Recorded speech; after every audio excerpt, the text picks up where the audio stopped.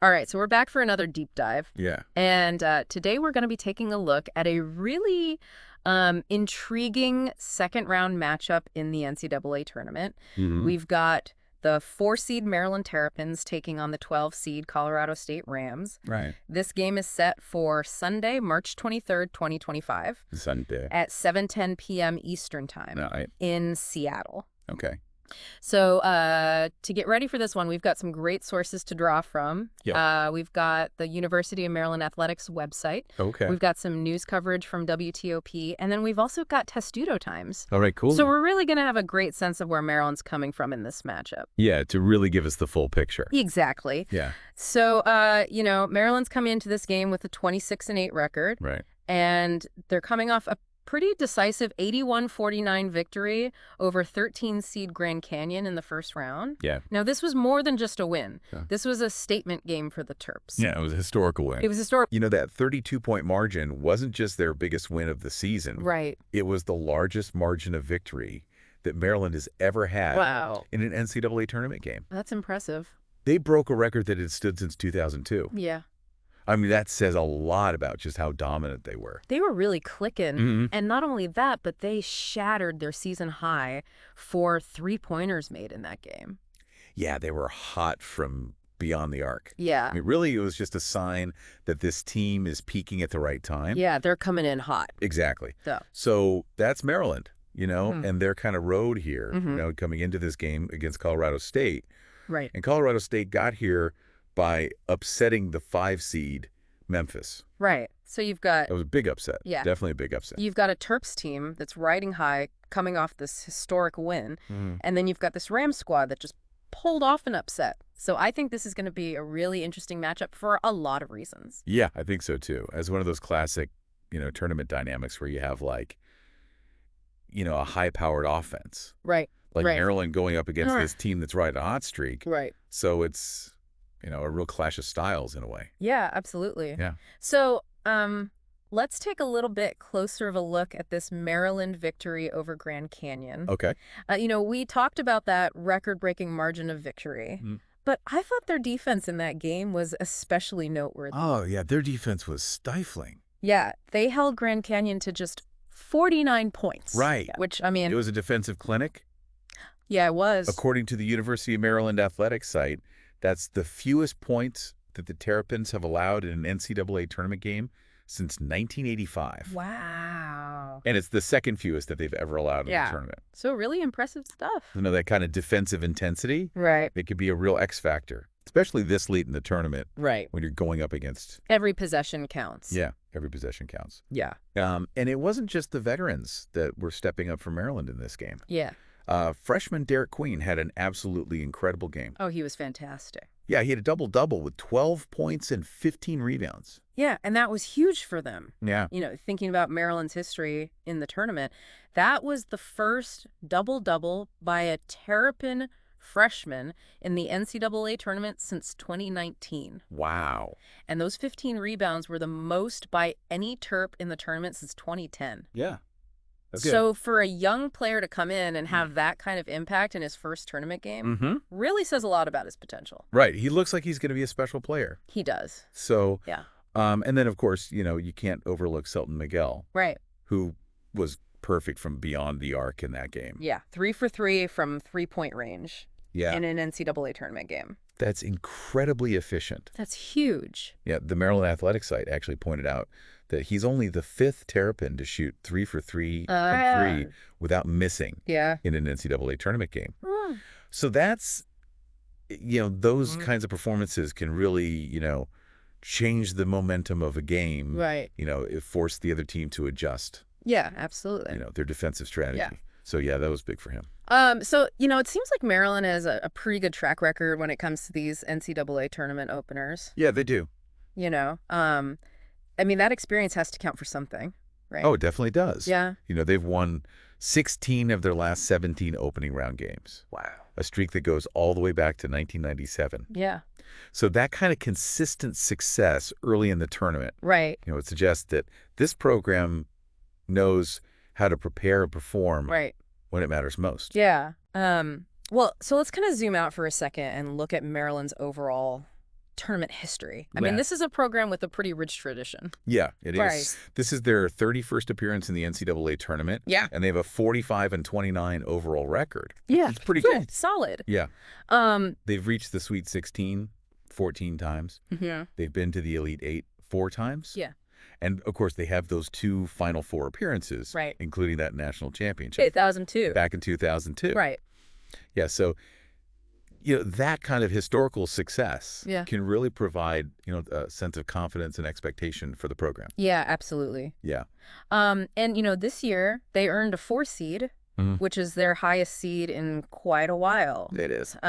So what does that tell us about this team? Yeah, their 4 seed this year is their highest since 2015. Okay. When they were also a 4 seed. Okay. So that seeding, it really reflects the kind of season they've had. Yeah, right. The respect that the selection committee has for them, it really positions them favorably, I think. Right, yeah. Going into, this tournament. Yeah, and, looking ahead a little bit. Yeah. If they do advance, there is a possibility that they could end up staying on the West Coast. Right. And, I think that could actually work to their advantage. Potentially, yeah. Yeah. The Maryland Athletics website actually pointed out that, back in their 2001 Final Four run, they played their early tournament games out west. Interesting. Yeah, in Boise and Anaheim. Okay. Yeah. So, avoiding that cross-country travel can be a real benefit. Right. I mean, especially in a tournament like this, yeah, where you're playing, every few days. Yeah, less fatigue. Yeah, exactly. More time to prepare. Yeah. So I think that's something to keep an eye on. Yeah, for sure. And then, we can't forget about Maryland's performance in the Big Ten this year. Yeah, that's right. I mean, that's one of the toughest conferences in the country. It is one of the best. Yeah. Yeah. Finishing the regular season with a 24-7 record. Yeah. And earning the 2 seed in the Big Ten tournament. Right. That's a huge accomplishment. Yeah. That kind of consistent success against that level of competition. Right. Really prepares a team. Yeah. For the challenges of the NCAA tournament. Yeah, absolutely. Yeah. And, there were a lot of individual honors for Maryland coming out of that Big Ten season. There were. Which I think just, further highlights the talent that they have on this roster. It does. Yeah. Derek Queen was named the Big Ten Freshman of the Year. Yeah, that's huge. Which is a fantastic achievement. Yeah. For someone who's had such an immediate impact on the team. Yeah. But the accolades didn't stop there. Right. He was also named to the All-Big Ten first team by the coaches. Okay. Second team by the media. Wow. Jacoby Gillespie was named to the All-Big Ten third team. Julian Reese received honorable mention. Okay. And Selton Miguel was recognized for his sportsmanship. Right. So, it really speaks to the depth and talent across this Maryland roster. Yeah. I mean, and speaking of that talent, we have to talk about Maryland's starting 5. Yeah. They've earned a nickname this season. Right. The Crab 5. The Crab 5. Yeah. So what's the story there? So the Crab 5 nickname, it really speaks to this interesting statistical anomaly. Okay. Where Maryland is one of only 4 major conference programs this season where all 5 of their starters are averaging double figures in scoring. Okay. And have started the majority of the team's games. Yeah. The other teams in that very exclusive club are Arizona State, Kentucky, and Michigan. All right. So who exactly are these Crab 5? Okay. And, what are we looking at for their scoring averages? All right. So you've got Derek Queen leading the way. Okay. He's averaging 16.2 points per game. Right behind him, you've got Jacoby Gillespie averaging 14.7. Okay. Rodney Rice is contributing 13.8 points per game. Julian Reese is scoring 13.3 points per game. Okay. And Selton Miguel rounds out the group, averaging 12 points per contest. All right. And I mean, so their combined scoring output is the highest among all starting lineups in the major conferences, isn't it? It is. Yeah. Their combined scoring average is 70 points per game. Yeah. That's got to be a nightmare for opposing defenses. Oh, absolutely. Yeah. When you have that many scoring threats on the floor at the same time, it makes it so difficult to key in on any one player. Right. You can't really double team anybody. Exactly. Yeah. Yeah. It makes them incredibly difficult to defend. So you mentioned an anecdote about a game against Nebraska. Right. Where the Crab 5 accounted for all of Maryland's points. Yeah. That's pretty crazy. It is. Yeah. Going back to the 1996-97 season. Right. That was the highest total number of points that Maryland has scored in a game, solely from their starting 5. Yeah, so it really just underscores how much they rely on these 5 guys to carry the scoring load. Yeah, and, overall, Maryland's scoring has been, one of their hallmarks this season. It has. I mean, they've really been putting up some impressive numbers. They have, averaging 81.7 points per game. Yeah. Which puts them, as the 12th best scoring offense in program history. Okay. So that just tells you, how good they've been offensively. Right. And they like to play fast. Yeah, they like to get up and down the court. Right. Nice. So let's dive into some of those individual players a little bit more. Okay. Jacoby Gillespie has been a really consistent scoring threat ever since he transferred to Maryland. Yeah, he's been great for them. Yeah, he's reached double figures in scoring in 27 of his 33 games for them. Yeah, and he can really fill it up when he gets going. Right. He had 27 points against UCLA. Yeah. And he was also really efficient from the free throw line in that game. Yeah. He had 24 points against Marquette. Yeah. Showing that he can score against some of the best teams in the country. Yeah. So. And, he's not just a scorer. Right. He's also the primary facilitator for this offense. He is. Yeah, he leads the team in assists. Yeah, he's averaging almost 5 assists per game. Yeah. Which is one of the best marks in the Big Ten. Yeah. And he had a career-high 11 assists in a game earlier this season. Wow. Showing that he can really make plays for his teammates. Yeah, he's a well-rounded player. He is. And, he's also got over 1,200 career points now. Yeah, between his time at Belmont and now Maryland. Mm-hmm. Yeah, he's a proven scorer at the college level. Right. It's also kind of interesting to note that he was a really highly touted football prospect. Oh, wow. Yeah, coming out of high school. Okay. So that speaks to his athleticism and his competitive drive. That's interesting. Yeah. So Julian Reese has really established himself as, one of the premier post players in the Big Ten. Yeah, he's a force down low. Yeah. I mean, he's really tough to guard. He is. Yeah. He came into the season, with high expectations, and he's lived up to the hype. Yeah, he's been a double-double machine. He has. Yeah. He has 13 double-doubles this season. Wow. Which leads the Big Ten. Yeah. And ranks among the national leaders. Right. He's also, quickly approaching some pretty significant milestones for his Maryland career. Okay. In both points and rebounds. Really? So he's been productive. He has. Yeah. Very productive. And I was looking at his offensive rebounding numbers in the Big Ten. Yeah. I mean, those are really impressive. Yeah, he's averaging 3 offensive rebounds per game. Yeah. Which leads the conference. Yeah, and I mean, those extra possessions can really make a difference in a close game. Yeah, especially in the tournament. Right. When every possession is so valuable. His ability to create those second chance opportunities is huge for Maryland. Yeah, absolutely. So, and then of course we have to talk about Derek Queen. Right, the freshman sensation. The freshman sensation. Yeah. I mean, he came to College Park with a lot of fanfare. He did. And he's definitely lived up to the hype.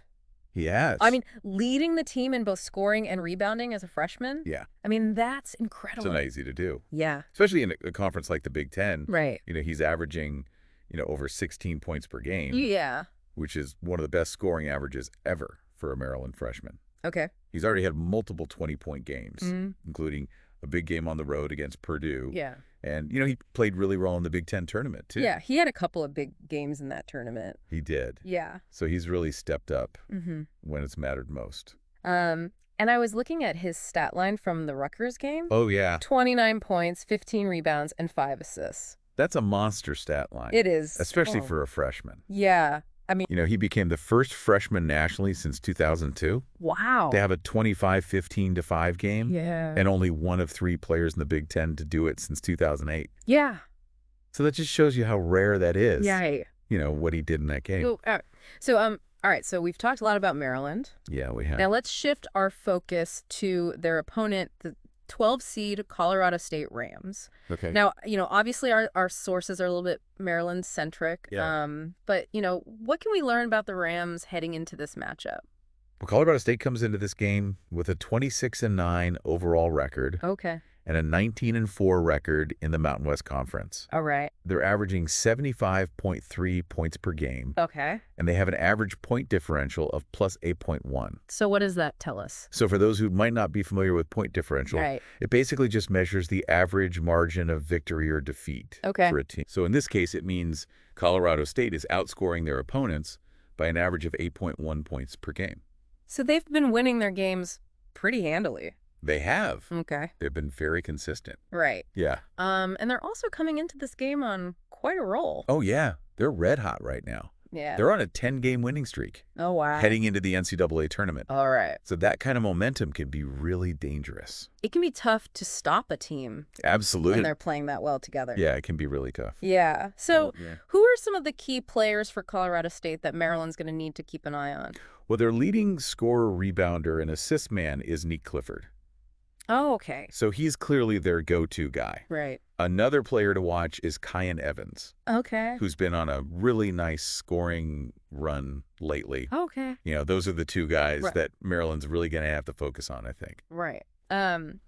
So if we look at the betting line for this game, Maryland is favored by 7.5 points. Okay. And the over-under is set at 142.5. Right. So what do you make of those numbers?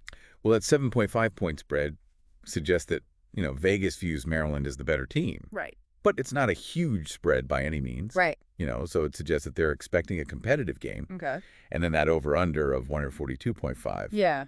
You know, hints that they're expecting a pretty high-scoring game. Right. Yeah. Which makes sense, given both teams' offensive firepower. Right. Yeah. So, you know, let's try to do a little head-to-head comparison here. Yeah.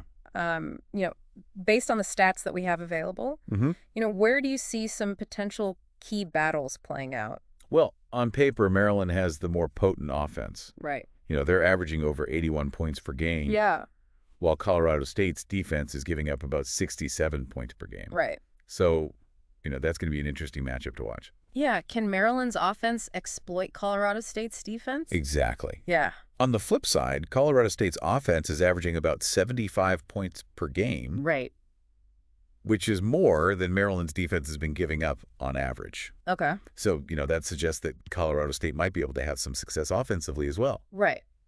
So, you know, it really sets up this intriguing dynamic where both teams are going to be trying to attack each other's perceived weaknesses. Yeah, I think that's a really good point. Yeah. And you mentioned earlier that Maryland's been really strong on the offensive glass, particularly in Big Ten play. They have been. So do you think that could be a significant advantage for them in this matchup as well? You know, I think it could be. Yeah. You know, offensive rebounds lead to second chance points. Right. And those can be really crucial. Yeah, especially in a close game. Especially in a close game, yeah. Right. So if Maryland can control the boards, right, you know, I think it could give them a big advantage. Yeah, and then of course, you know, you can't discount Jacoby Gillespie's ability to hit three-pointers. Yeah, he's a dangerous shooter. Yeah. You know, if Colorado State's defense is too focused on protecting the paint, right, Gillespie could really make them pay. Yeah. From the outside. Absolutely. Yeah. So, all right, so as we look ahead to Sunday's game, okay, what are the key things that you're going to be watching for in this matchup? I think for me, the biggest storyline is just the clash of styles. Okay. You know, you have Maryland with their high-powered offense coming off that record-breaking performance in the first round. Right. And then you have Colorado State, who's riding this wave of momentum after that big upset win over Memphis. Yeah. So I think it's going to be really interesting to see which style prevails. And, you know, there's also the historical element for Maryland. Right. You know, they haven't made it to the Sweet 16 since 2016. Yeah. So this is a chance for them to get back to that stage. Absolutely. The tournament. Big opportunity for them. Yeah. For sure. So, all right, as we wrap up this deep dive, I want to leave you with one final thought. Okay. So we've talked about Maryland's record-setting offense. Right. We've talked about Colorado State's momentum. Yeah. And some of their key players. You know, what do you think will ultimately be their deciding factor in this game? That's a tough one. Yeah. I mean, is it going to be Maryland's scoring? Yeah. Is it going to be Colorado State's ability to keep this hot streak going? Or is it going to be, you know, an individual player having a big game? Yeah, I mean, I think that's something to really watch. I think it could be any of those things. Right. You know, it's March Madness. It is. Anything can happen. Yeah, so this should be a great game. Yeah, I'm excited for it. Yeah, I am too.